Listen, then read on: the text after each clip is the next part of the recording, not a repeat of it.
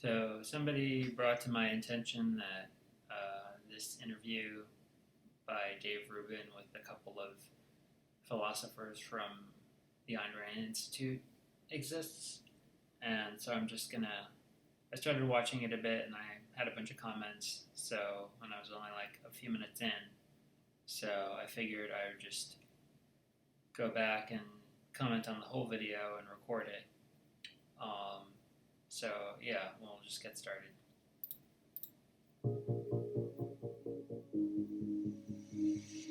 We're partnering up with the Ayn Rand Institute this week, and joining me in studio are two of their top intellectuals, Tara Smith and Ankar Gate. Welcome to the Rubin Report. We're going to be talking about selfishness and the virtue of selfishness.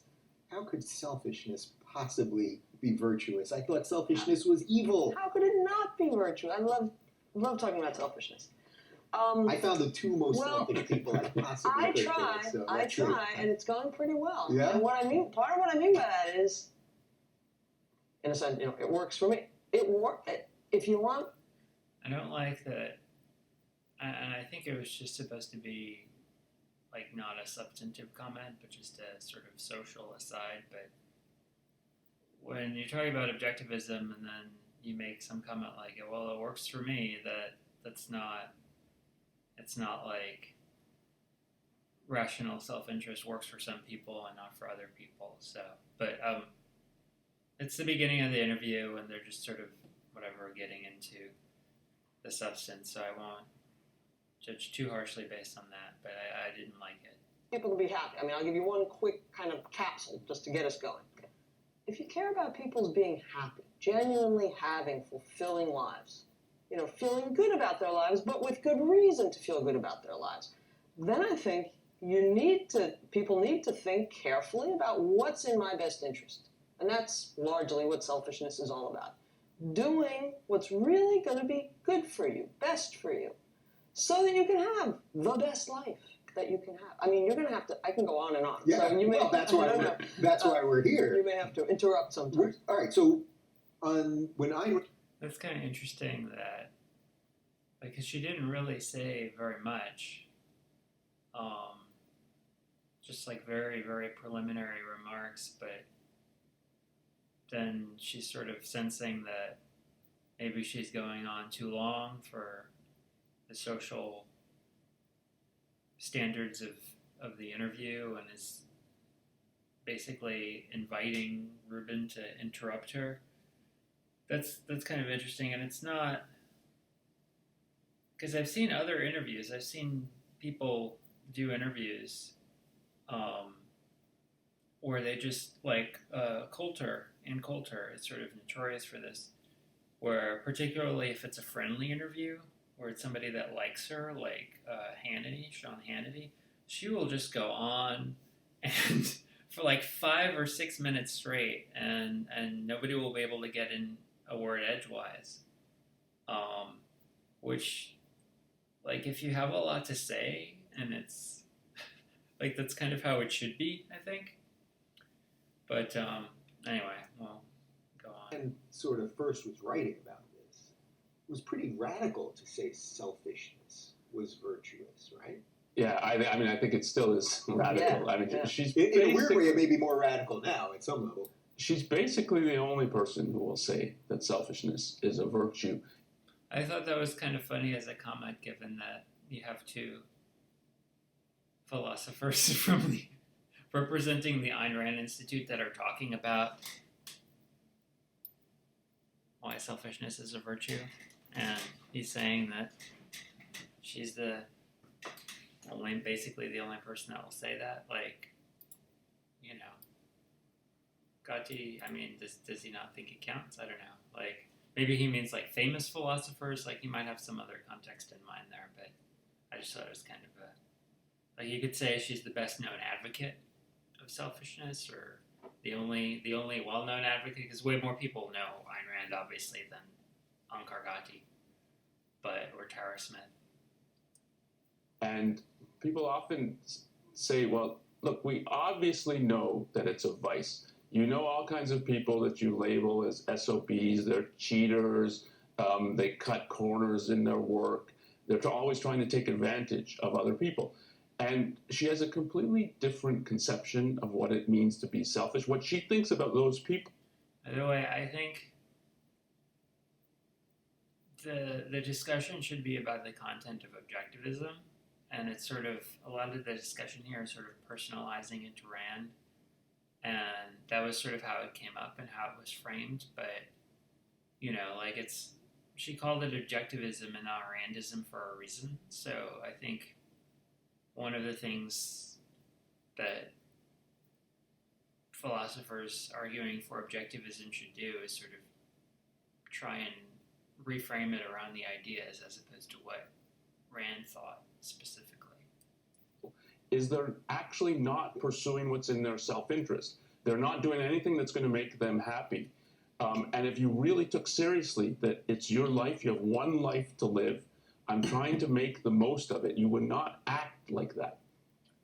And I think even more important, the way she thinks about it is that we bundle together into the concept. So the idea of selfishness, so the used car salesman who cuts corners, he's put the odometer back, and he's trying to cheat his customers. We put that together with a Bill Gates, who's labeled as selfish because he makes oodles and oodles of money. But he makes it. He doesn't steal it. He doesn't cheat his customers. He's off.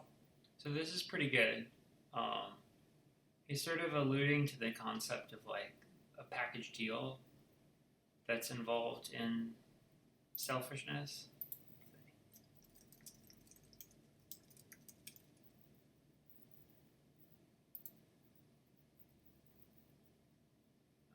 The fallacy of failing to discriminate crucial differences consists of treating together as parts of a single conceptual whole or package elements which differ essentially in nature, truth, status, importance, or value. Yeah. So he's basically saying, we treat like productive creators, and I don't know if I'd use Gates as the best example, but it's fine. Along with as falling under the same conceptual category as some like sketchy used car salesman engaging in fraud. And I'd gone a bit further in this vid before starting the recording, and he hadn't brought up the idea of package deals yet. I don't know if he's just he doesn't want to make the interview very jargony or something, but I think it's a pretty straightforward thing, and it's good to bring up in terms of like, being able to Google more information, because it's package dealing is it's a very objectivist specific term, like second-hander and other types of things in the philosophy context anyway. A tremendous value. We call a kid who wants to just play with his toys and doesn't want to share. Maybe he's saved for a year to buy a bike and now he wants to use it. And someone who hasn't done anything comes by and he doesn't have a bike, you have a bike, so you're supposed to share. Like, why? And That's good. I like that specific example. It's like, it's taking the side of the kid. That's not something a lot of people would do. So I thought that was good. Put all this together. All these people are selfish. Yeah. And some of these people are bad, and some of these people are profoundly good. You can't think with that kind of concept. I think we have a very crude vocabulary for bad behavior. So we just throw it all, it's all selfish. Well, no, not if you're really thinking about what is in your self-interest. Now, a lot of that behavior is bad and should be condemned, but because it's inconsiderate or non-objective about the other person, or abusive in some case. I mean, there's all sorts of bad exploitative behavior, and Ayn Rand is certainly against that. But doing what's good for you, and sometimes that means turning.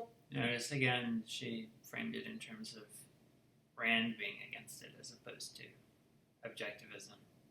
The appeal of somebody else, but this person needs it, or this other person is more important than you. It's like, no. My life is the most important thing to me, just as yours should be to you, and just as yours should be to you. And in fact, that's really the only path by which people can lead the kinds of fulfilling lives and rewarding lives and genuinely good lives. So one of the things that I really like to do on this show is define words, because especially these days we live in a time where everyone's sort of defining words or ideas their own way. So partly what we're talking about here is a sort of misunderstanding in a modern sense of what the word selfish means, right? That what's the best way if you wanted to lay out what that other person is, the used car salesman who's not really, they're acting selfishly at some level, but they're really not. Right. So the issue is with the used car salesman who's playing with the odometer or whatever. He thinks that that's a good way. He thinks that his pattern of behavior is a good way to make money by like scamming customers, and that's mistaken. The people that make a lot of money, you know, it's when you try and commit fraud, or because that's what that is. If you're messing with the odometer, it's fraud. Or engage in even more overt criminal activity, you're setting yourself against the entire society that you live in. And if you think about it, like if you engage in cooperation, then like you figure out something that other people want and you sell it, whether it's a good or a service, it doesn't really matter. You're integrating yourself into this whole big complicated structure of production, and it's cooperative, and you're selling something, and then you can buy other stuff, and it's all win-win and voluntary, and you're not fighting with other people, you're not having to struggle against their efforts to thwart you. You might have to compete. I mean, you do have to compete to produce efficiently, but it's a very different sort of thing than when you're trying to get one over on somebody, and trying to get one over on somebody has a sort of a lot of cost, a lot of direct cost and overhead and a lot of risk, and so it's if you look at it in the context of not just in the context of a whole life, or even a long period of time. So you have to sort of zoom out a little bit from like, am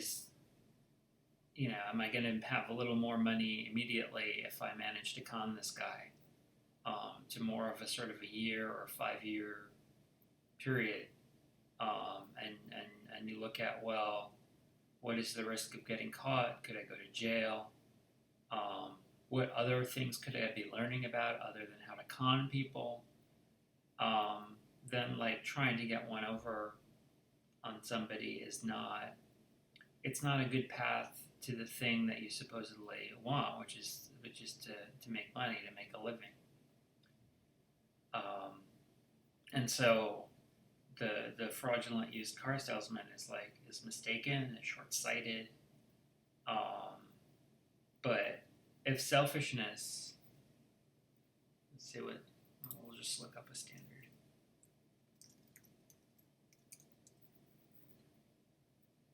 Lacking consideration for, talk about a package deal. I'll zoom in a bit here. Lacking consideration for others, concerned chiefly with one's own personal profit or pleasure. I mean, consideration, I guess, like that can mean a lot of things too, but this is sort of the main thing that I had in mind, focusing on your own,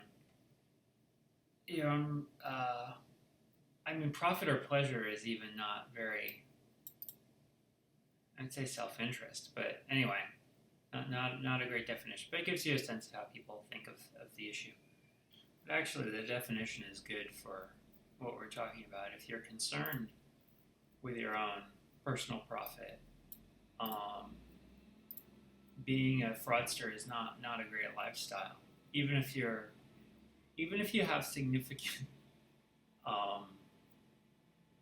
medium-term success, you still will probably wind up like a Bernie Madoff situation. So, yeah, it's not in your self-interest. So, and if you want to say that such a person is short-sighted, mistaken, confused, foolish, whatever, but yeah, they're just basically wrong. And you don't want to, in a sense, you don't want to make the discussion about the terminology, but like people's package deal of selfishness is so confused, and so mistaken and so incoherent that I think you don't want to concede calling the short-sighted car salesman selfish. You really want to push back on that because he's, as objectivism argues it, he's not. He's wrong. He's doing the wrong thing for his goal. So. Ayn Rand's argument, because they're not doing what's in their best interest by cheating their customers. It's probably not best for them in the long run. I mean, I'm not sure that there's always going to be a term that's a single best term to use for some of these cases. Ayn Rand advocates what she calls rational selfishness. It's got to be thoughtful selfishness. It's got to be about what really is in my interest, not just long term, but long term, not just today, what's going to make me feel good now, but all things considered. I mean, think about, for instance, when you go to a wedding and you wish the young couple all the happiness in the world, right? All the success in the world. Or you go to college graduation and you hope they have a really successful life. That's good for them, right? You're thinking about, I mean, it's not that you hope they'll do whatever will make them feel good, or they'll get the right drugs and they'll just be, they'll be dumb and happy, but they'll think they're having a good life, right? So the used car salesman, the cheater, the philanderer, some of these creeps, right? I mean, they've gotten into relationships that then they're cheating on their wives or whatever it might be, or cheating on their clients.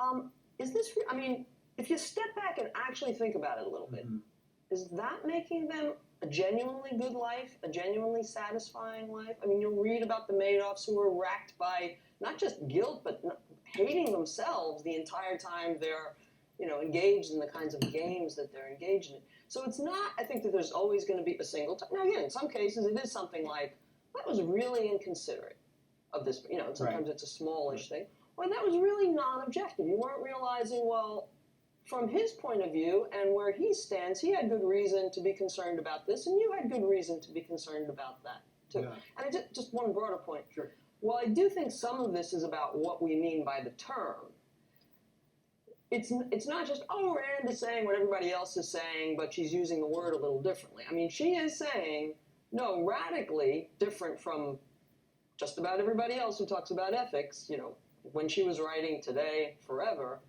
your life is yours. You should make the most of it in a way that's respectful of the fact that others' lives are theirs and so on. But to do that, you need to be focused primarily on the value of your well-being to you and trying to think about what's really going to put together or compose that mosaic that is the best life for me. So would it be fair to say that acting in your own self-interest is the most it's sort of the best way you can live if personal responsibility is of primacy to you? If personal responsibility and your own life. So I think another way of thinking about that, she's advocating selfishness, and it's not the only term she uses, as Tara was saying. I mean, rational self-interest is another one. And another one is the pursuit of happiness. But if really taking that seriously, it means the pursuit of your own individual happiness, that's what you should be aiming at. And part of, I think, when she's trying to reclaim the term selfishness, and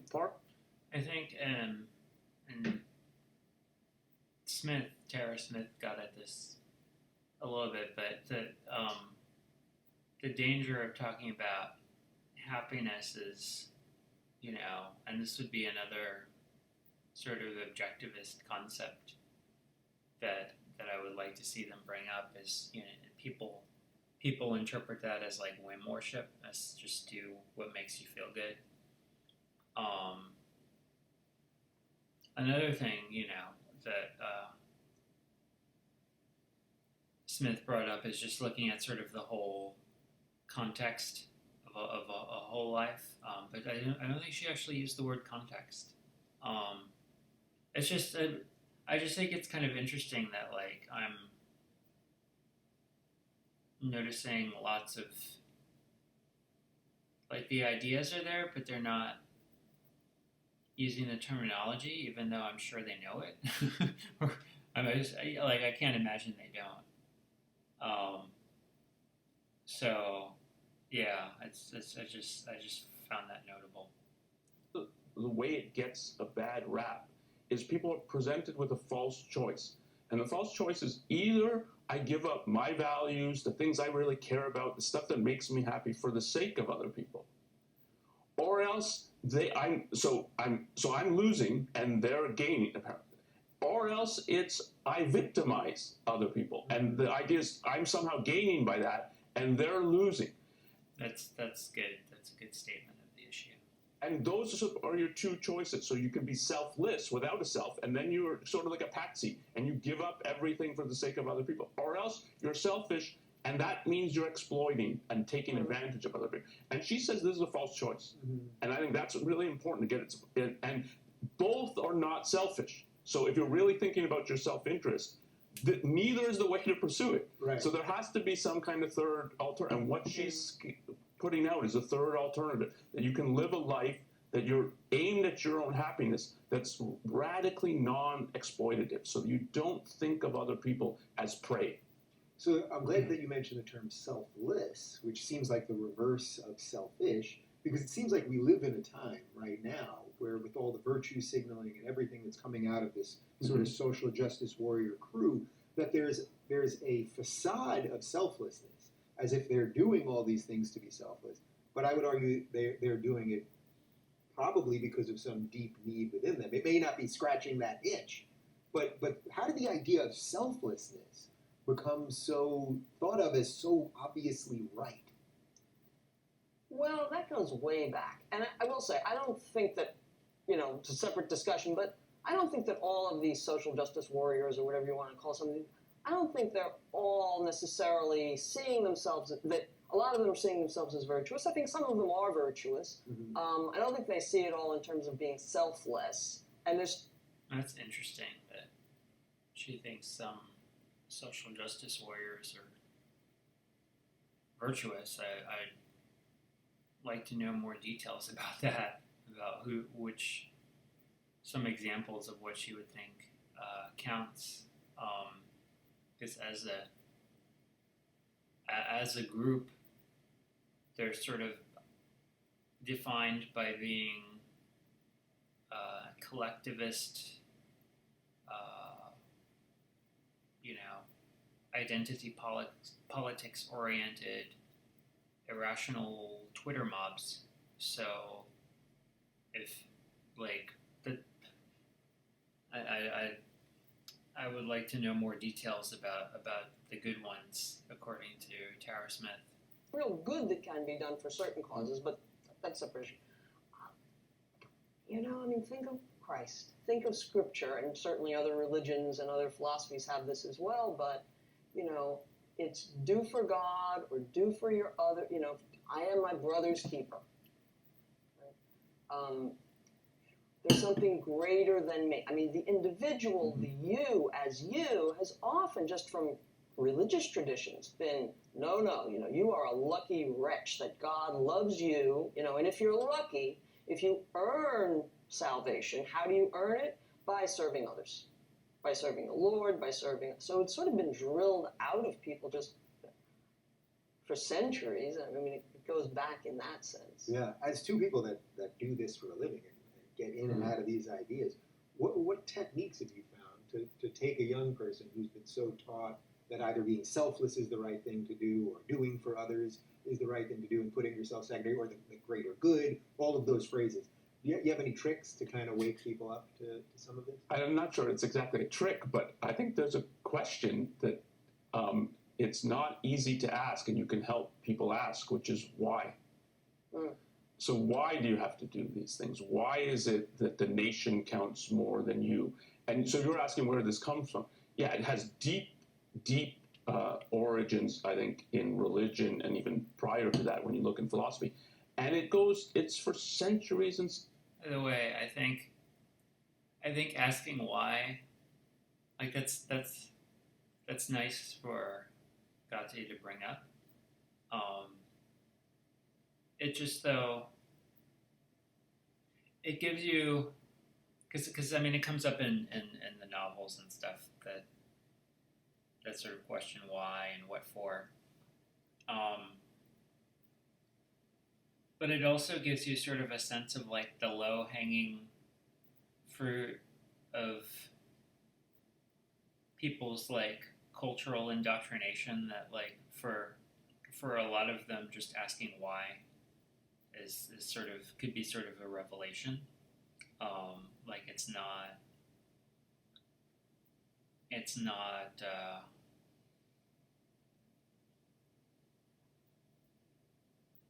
it might not be something that they've really thought about before regarding a specific moral claim on some issue, which is weird because kids are notorious. It's weird in a sense. I mean, I understand what the situation is generally, but like kids are notorious for asking why about everything. But then they get that sort of drilled out of them because, you know, people find it annoying or tell them to shut up, and then they wind up accepting these big, sweeping moral claims about what's right and what they should do with their life, without asking 1,000 whys.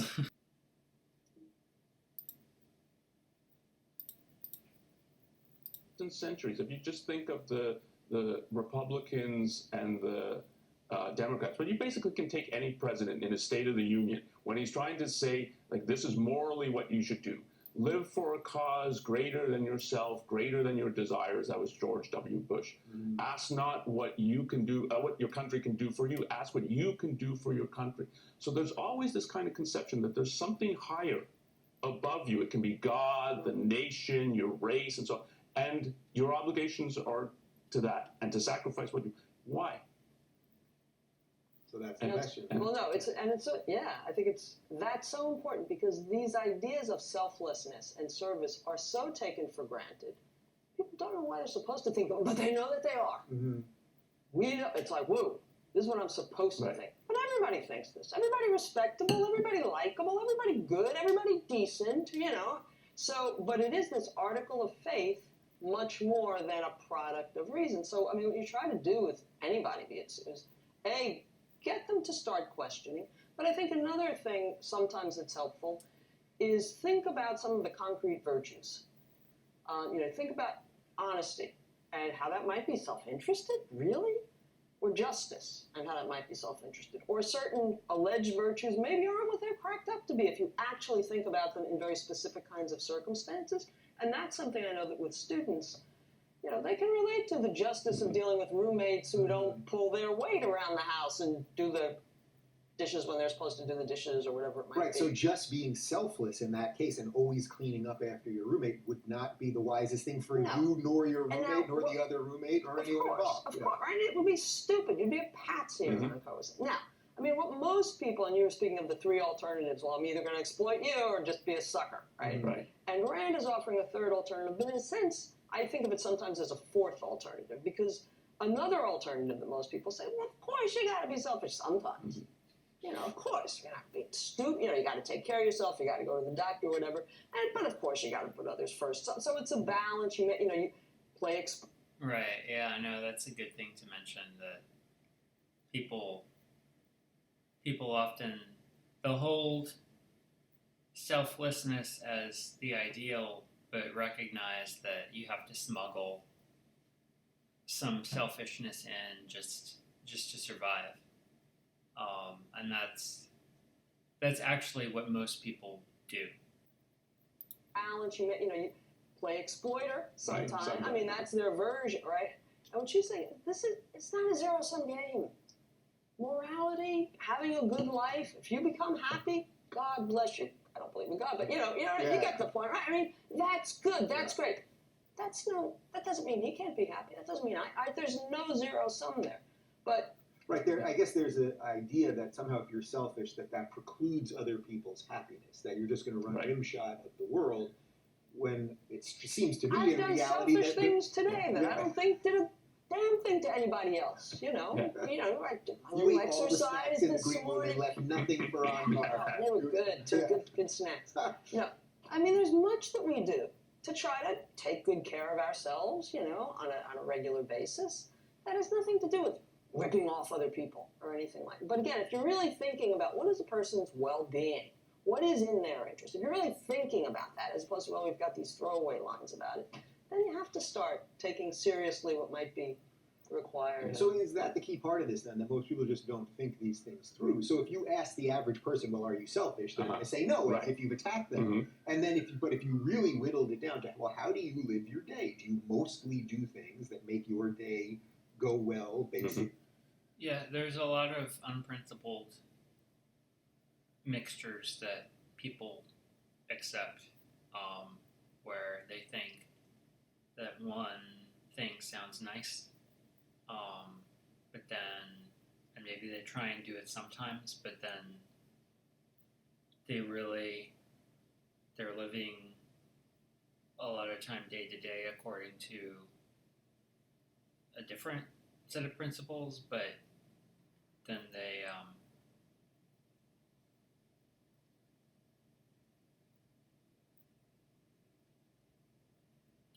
don't really think about this or try and have any principles. They just accept a sort of ad hoc mixture that they haven't thought about much as the way that things are. And you see this sort of pattern in different things, and it's interesting because the things that people will say are the ideal can sometimes contradict each other. Like most people, although this is becoming less true in the United States, but most people will still say capitalism is good or at least socialism is bad and the market is good. Capitalism, maybe it's sort of a bad rap because it has associations with, I don't know, people's misconceptions about children working in factories or something. But they'll at least say socialism and communism are bad. But then if you point out certain examples of government programs that are more consistent with the principles of from each according to their ability to each according to their need, where we try and redistribute wealth, then according to how much we think people need, then people will be like, oh no, but I like that program, we should take care of people. So yeah, a lot of people haven't really thought much about things. They just sort of take things for granted. It goes back to earlier, they haven't asked a lot of why questions recently, for years or decades. And maybe now they don't really want to, because it would take them places in their thinking that they don't want to go. So, yeah. Be it at work or at home or anything else, they'll say yes if they're living somewhat of a decent life. Yeah, and I think part of what happens with the demonization of selfishness, it's part of the whole split that there's morality and there's practicality. So you can either be moral or practical, or as Tara was saying, it's sometimes you want to be moral, so you're going to be selfless and give up things, but most of the time you want to do stuff that's practical and pro my life, but it's put in a completely different category. And what Ayn Rand is saying is it's hard to be practical, to really devote yourself to your life. And if you do that, it's moral. Mm-hmm. And so she's uniting two things that most people She would split basically apart. say that's the most moral thing. Yeah. Yeah. Right? Yeah. And it's hard. That's part of what's different in her conception. Yeah, It's and I hard mean, I to think here again, one of the caricatures of selfish. You're just saying do what you want to do. Do whatever you feel like doing. Now, again, think about that. Try that for a week. I'm not going to study for the test. I don't feel like it. Yeah.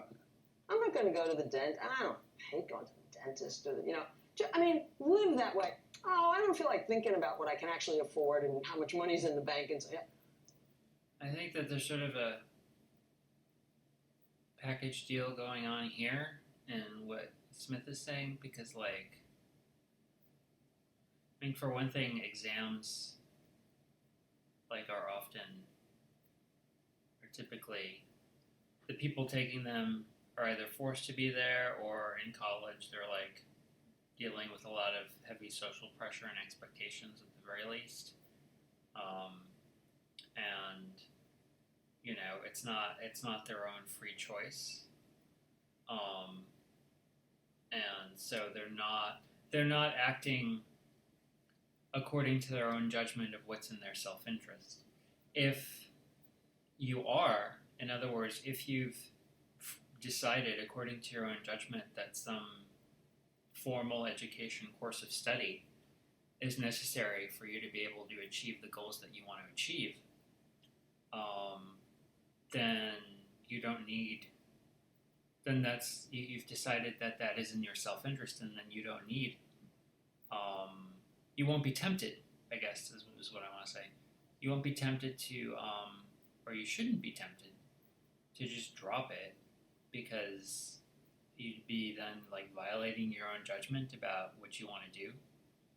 But that's the thing, is that people are often tempted to not study for exams because they don't really want to be even taking the class, much less dealing with the exam. They'd rather be doing other things. That might be social stuff, or it might be studying something they're actually interested in, or playing sports or whatever. But they don't, they don't want to be dealing with the exam stuff. The dentist thing is interesting. I know it's a common thing, so it's not unreasonable to bring up as an example, but I just don't really sort of understand people's issues with the dentist in a certain sense. Like, it's just, like, I've myself been to the dentist pretty recently, and, for, like, not like major stuff, but, like, more than just a cleaning. And it's like, well, if I needed whatever the procedure was because things were hurting me, then I'm, like, better off having gotten it. So yeah, it's like there was no reservation or anxiety for me. I wasn't tempted to not do it. Sometimes it's tricky because I get really busy and then I can't figure out how to schedule an appointment, but, like, I'm not, like, I don't have to force myself to do it. And people just accept a lot of, let's see, what the hell? What's going on here? There we go.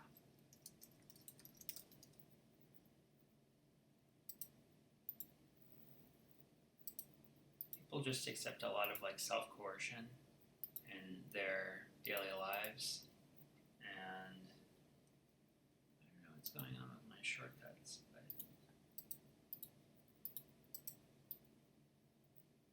just paste that in there. I'm just gonna put these in the YouTube description. So if you want to learn more about avoiding coercion, you can go to these essays on the Fallible Ideas website.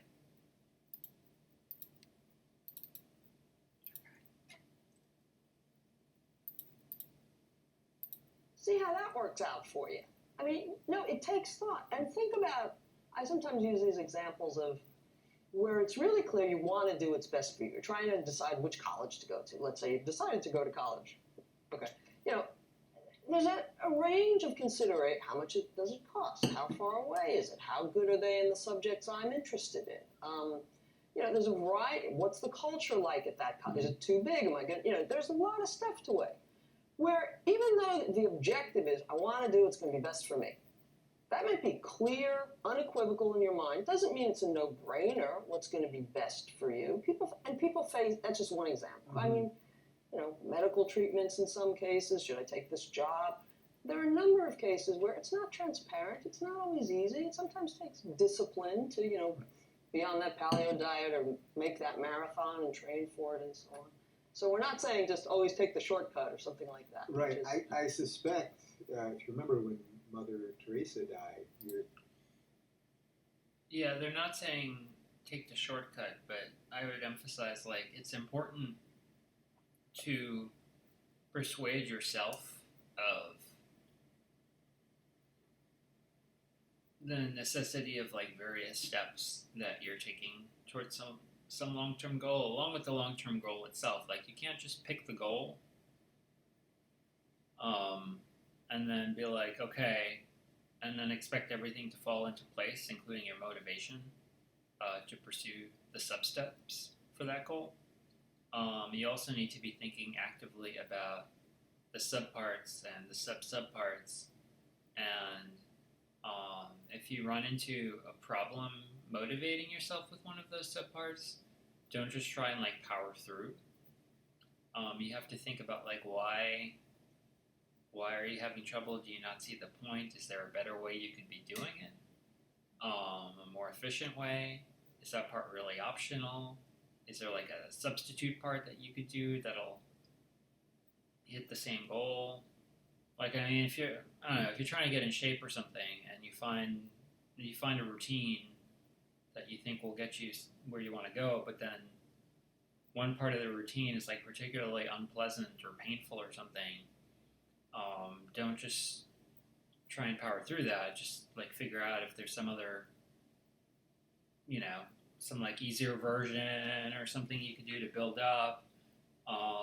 You have to actively be thinking about these things at every step, instead of just going on autopilot of oh, okay, I've chosen the goal, so now everything's gonna be fine and I'll just power through and get there. Because powering through, exercising willpower to overcome your lack of motivation to do something, that's not really good. It's okay in terms of a short-term thing. If you've got some real emergency, although if you have a real emergency, you'll probably be fine on the motivation, but it's not really, willpower is not really a great tool for long-term success. If you're pursuing a goal that you think is worthy,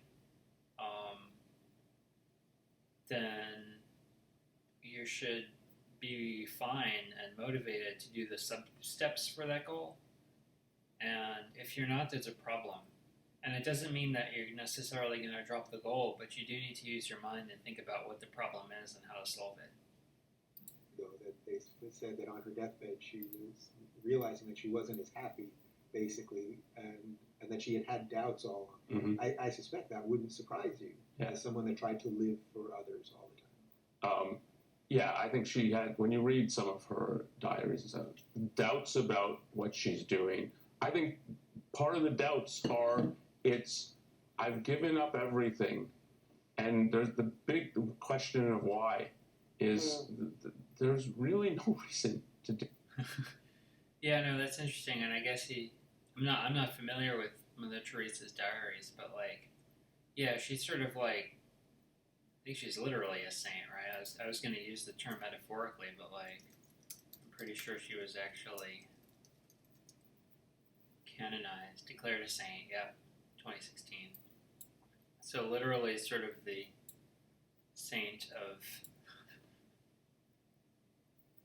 symbol of selflessness, and she had doubts. And one of the things that happens,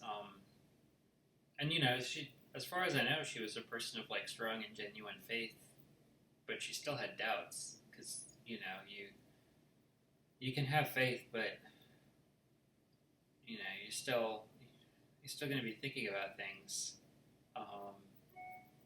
and seeing maybe people not being appreciative like you thought they would, or your help not being as helpful as you thought it would be. And that often, like, people try and be selfless somewhat because that's what morality tells them to do, the cultural morality that they've accepted. And then, people aren't as appreciative as they think they should be, and then the person trying to be selfless gets resentful. And that's a very common issue. Because, if you think about it, it's almost like the selfless person is sort of following this script in their head of like, well, I'm doing what I'm supposed to do, and then the other people are supposed to be like, oh, you're such a great person, oh my gosh. It's, what it's sort of like? It's sort of like the stereotype of a nice guy who he buys the flowers and drinks and does the sort of standard courtship behavior and never can seem to get with any women, and then he gets resentful from that, and it's a very similar thing. People are like, well, I'm following the script of what I'm supposed to do and I'm not getting the expected output. This is kind of BS. Yeah. And you need to invent a God and all the particulars of it, that the God wants you to sacrifice and give up your things. And you don't have any reason really to do it. You've never been given a reason. That's part of what the faith is, that I'm going to subordinate myself to this alleged higher power. And to live a life like that, you're going to have doubts. Did Ayn Rand ever link any of this to just how we're wired? That if you leave some people to their own devices purely, that they will do some of the shadier, selfish stuff, let's say. That it's not just, because not everyone operates in a purely rational way of thinking all the time. Do you know about it, if there was any connection to that? I wouldn't put it as it's exactly wired, but it's sort of a default in that it's a real achievement to think. So just to think and engage and think what is right and wrong, what is true and false, that's an achievement. It's not you have to do something wrong. Most people do that automatically. I think he should have emphasized, because I think Gate means cultural default, certain bad ideas are a cultural default, but because I think Rubin is trying to frame it in terms of maybe some sort of evolutionary biological default, you have to really, really push back hard on that so that there's not a miscommunication, because, Rand thought pretty much people were, not pretty much, she thought they have ideas, and the ideas that they accept or reject, it's an issue of their minds and their judgment, and they're engaging in or defaulting on making use of that judgment. So I thought that was not a great response from Gate, but let's see how he wraps it up. You have to be doing something wrong. That is a positive achievement that a person has to choose. And if he doesn't choose to do that, then I think there's all kinds of defaults that he's going to follow what other people do. He needs some kind of guide, and he's not, this idea of self-responsibility, he's not his own guide. He's not figuring out what to do. So the typical thing is to look to other people, and that easily then can become you're sort of living for other people. They're telling you what to do. It's the authority and taking order kinds of thing. And it leads to, so she has a lot from that perspective, I think, but she thinks of it as a sort of deep. There was maybe a sort of, I don't know if when he said living for other people, he was still talking about selflessness, or maybe he was talking about, there's some, being a second-hander,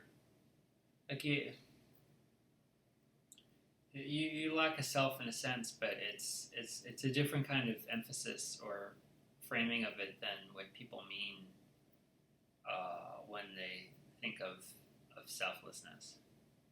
So I'm a little unclear what he had in mind there. Fault of you've got this tremendous capacity that you could choose to realize, and you can make something of your life. And if you don't, then there's all kinds of things that happen. Doing your own thinking is one of the major virtues that she talks about. She talks about it in terms of independence, but it's, you've got to do your own thinking. Learn from others. Be open to, and you can learn tremendously from others, but you've got to think it all through for yourself, whether it's on moral issues and how I should lead my life or what I should do or whatever. That's actually one of her central selfish virtues is do your own thinking, try to understand for yourself so that you can make good decisions about what's true, what's real, what's right, what's moral, what's going to serve my well-being and my happiness.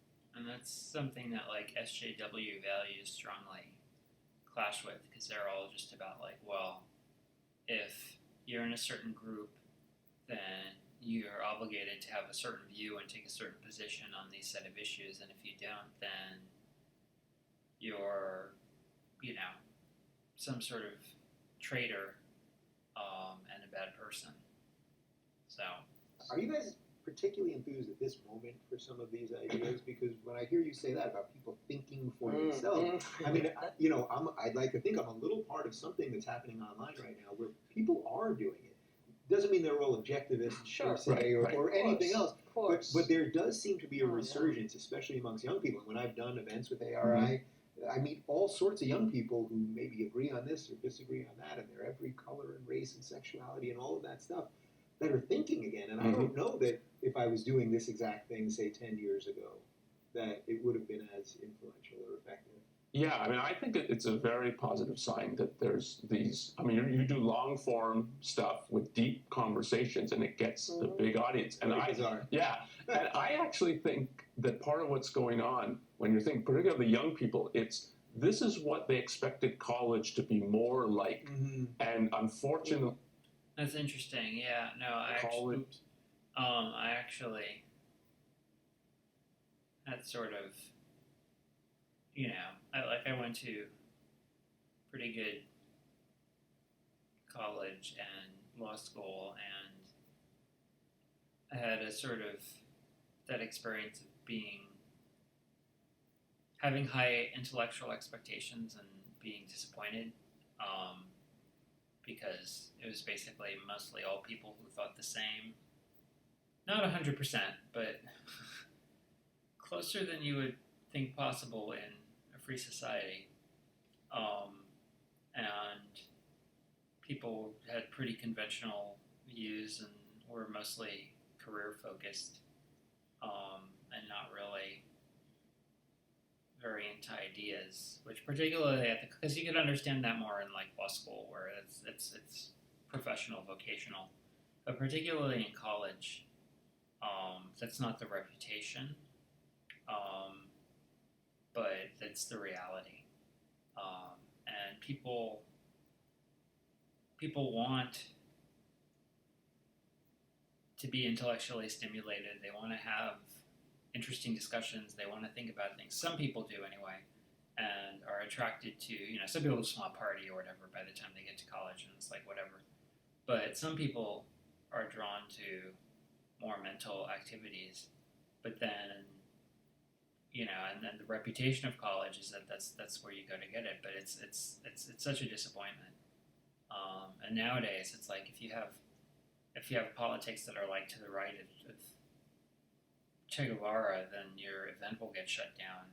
Forget about being able to have a good discussion.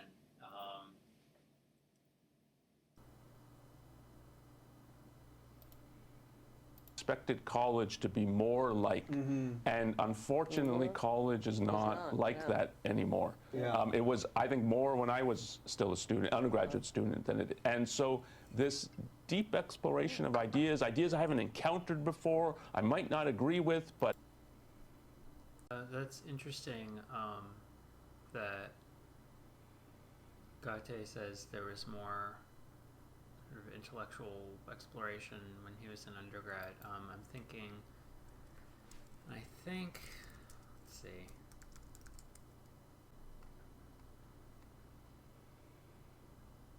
Alright, here we go. So George Reisman, and I will... This is his website. This is his book. His main book. Well, I already clicked on it. But I thought it might go to Amazon or something. But Capitalism. Reisman is an economist who... Reisman is an economist who studied under Ludwig von Mises Ayn Rand. And he has various books. His main book is Capitalism, but he has various books, including one on Marxism, Socialism, which I wrote about on my website as I was going through a course on it or some educational materials on it by Elliot Temple. But anyway, so this is a learned person, and he's talking about his experience at the Columbia Economics Department years ago when he was a student. And I just, thinking about Gatte's statement, it reminded me. So let's see what Reisman's experience was like. I went to Columbia too, by the way. If anyone concrete can convey the intellectual dishonesty of Columbia's economics department in those days, it was this. Namely, while neglecting to provide a single copy of any of the writings of von Mises, or even so much as mention the existence of any of them in any of the assigned readings, or, as far as I was aware, in a classroom, the department saw to it that literally dozens of copies of Oscar Lange's attempted refutation of Mises' doctrine of the impossibility of economic calculation under socialism were available on open reserve in the library as an optional supplementary reading in the introductory economics course. Oh, he goes on. This is probably worth it. And by the way, Reisman is old. Let's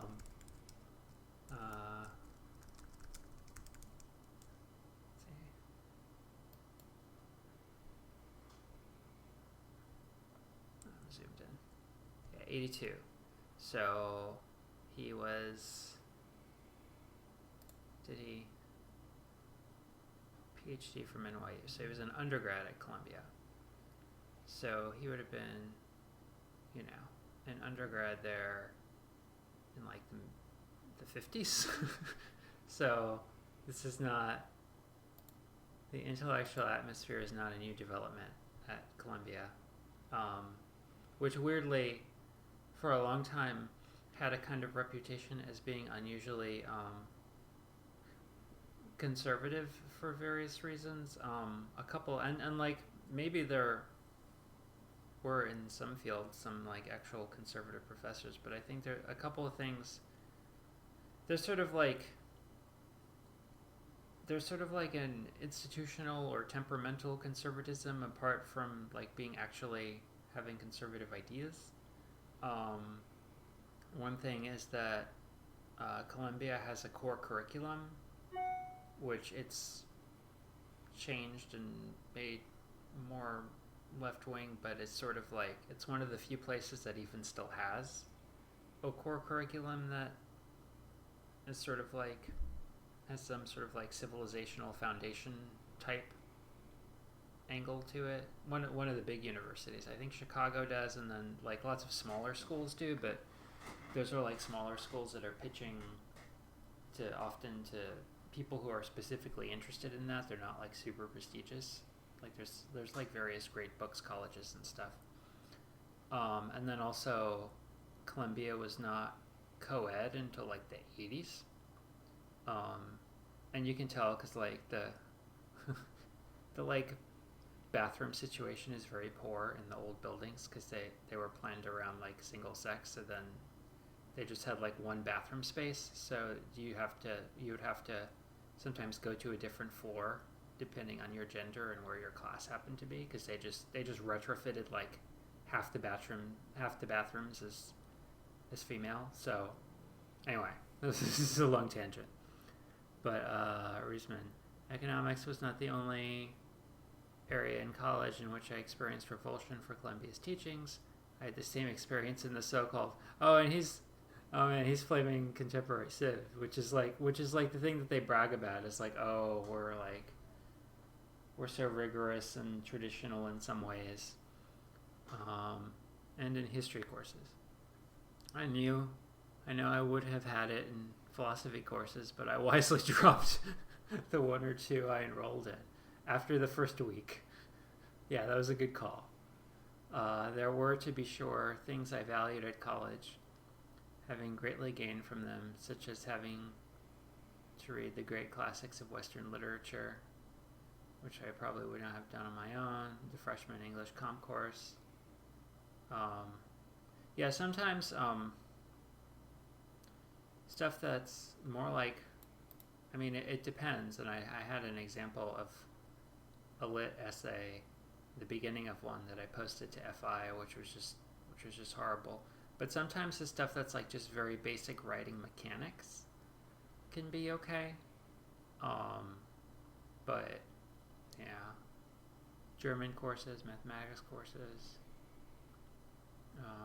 By the time of my senior year, I'd profoundly soured. Yeah, on Columbia. I feel you, Reisman.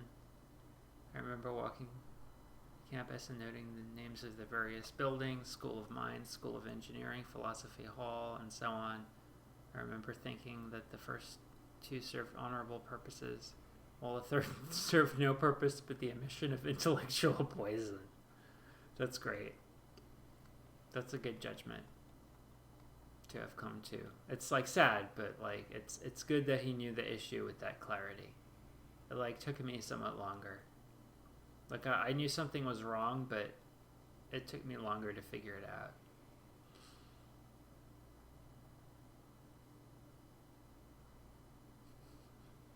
I do not know if my college education could have damaged my intellectual development permanently. It did not have the chance for just a few months after graduation. Atlas shrugged a beard. Well, so we have sort of a happy ending. Okay. That was interesting. I haven't finished Capitalism, by the way. I got like a quarter of the way through. It's a big book, and